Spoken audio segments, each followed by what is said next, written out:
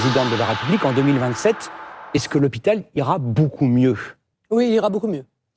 Il ira beaucoup mieux. Moi, je suis frappé d'une chose, c'est qu'en réalité, pendant votre quinquennat, Emmanuel Macron, vous aurez attendu les crises. Quand vous avez licencié 15 000 soignants sans salaire, parce que vous refusiez qu'ils puissent se tester avant de venir travailler et que vous vouliez à tout prix qu'ils soient vaccinés, c'était pas bien de faire ça. Je les réintégrerai, moi, en ce qui me concerne, et je leur restituerai d'ailleurs les salaires dont ils ont été privés.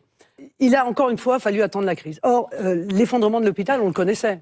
Vous étiez déjà depuis 3 ans, 4 ans au pouvoir, 3 ans. Donc vous auriez pu tout de suite considérer que c'était une urgence. Vous ne l'avez pas fait. Quand je fais un donc c'est l'effondrement. Les infirmières sont en sous-effectif. Les déserts médicaux, ça date depuis des années. Plus personne n'arrive à trouver de médecins. Le numerus clausus, vous l'avez supprimé l'année dernière. Vous auriez pu le supprimer 2018. Au tout 2018, début. Madame Le Pen. Bon, bref. Ça arrive. Madame Le Pen. Bonjour. Comment sentez-vous? 12h09, le visage fermé, sans un mot, sans un regard à la presse avant même de connaître le détail de sa peine. Marine Le Pen quitte le tribunal.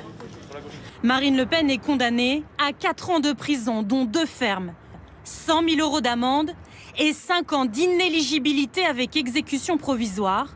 Une peine rare qui s'applique immédiatement. Marine Le Pen ne peut plus se présenter à une élection.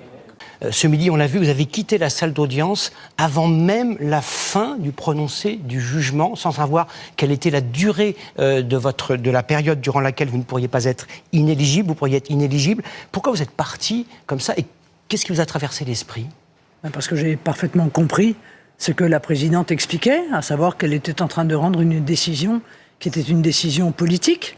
La magistrate a assumé très clairement de mettre en œuvre l'exécution provisoire de l'inéligibilité, c'est-à-dire en réalité de rendre mon appel inutile sur ce sujet pour m'empêcher de me présenter et d'être élu, dit-elle, à l'élection présidentielle.